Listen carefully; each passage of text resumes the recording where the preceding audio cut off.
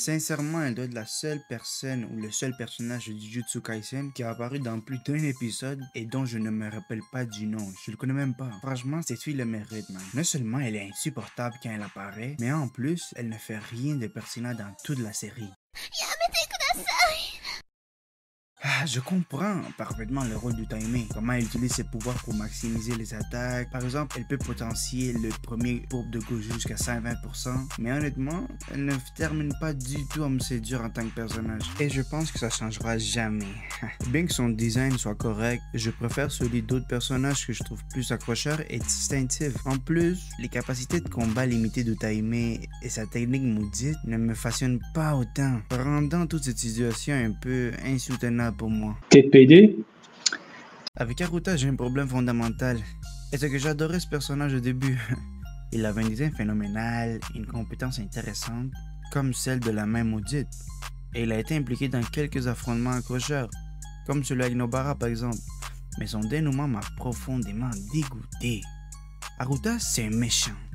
Donc c'est pourquoi il cherche toujours à attaquer tout le monde quand ils sont plus faibles. Mais sérieusement frère, comment oses-tu attaquer Hanami quand elle est blessée et tant ta compagne? C'est quoi ça? En plus je comprends pas comment il ne sent pas l'énergie d'Hanami quand il s'approchait derrière lui pour lui défoncer le cul après qu'il s'importait comme un malin avec les élèves et les collègues de Nanami. Ce gars c'est un idiot man, je suis déçu. Mais oui c'est clair. Dieu est immonde et j'ai une aversion énorme pour lui depuis la première saison.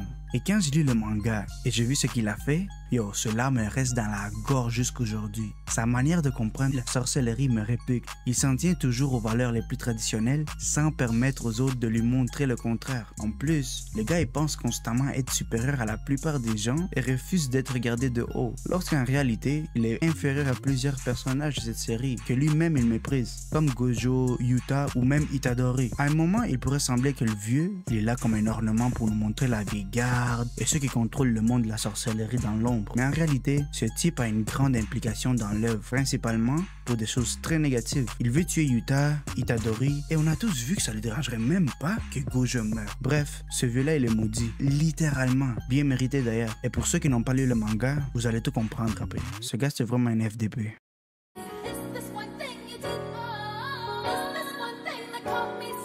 Mais bon, je sais que ceci va rendre la plupart des gens fous, car c'est l'une des malédictions préférées de tout le monde. Et beaucoup pensent que c'est un bon personnage. Et bien sûr, la vérité c'est que oui, c'est un bon personnage. Il a un poids réel dans l'histoire et ses actions ont eu des conséquences qui se font encore sentir aujourd'hui. On peut même dire qu'il est l'une des malédictions les plus importantes de la série, aux côtés de Mahito. Cependant, Jogo, il y a quelque chose qui me convainc pas de lui. Je préfère de loin Mahito ou même Hanami. Par moments, j'ai l'impression que Jogo a l'air ridicule, man. Check-le avec sa tête de volcan. Et vous vous rappelez du mime Na Adwen?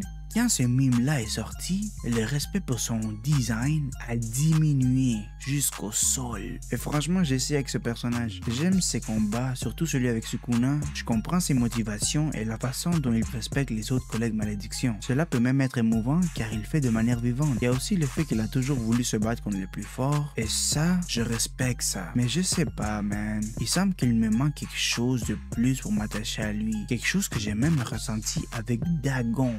Au lieu de Gojo lui-même. Est-ce que ça fait de lui un mauvais personnage? Comme j'ai dit tantôt, pas du tout. Mais c'est un personnage qui ne m'a juste pas séduit.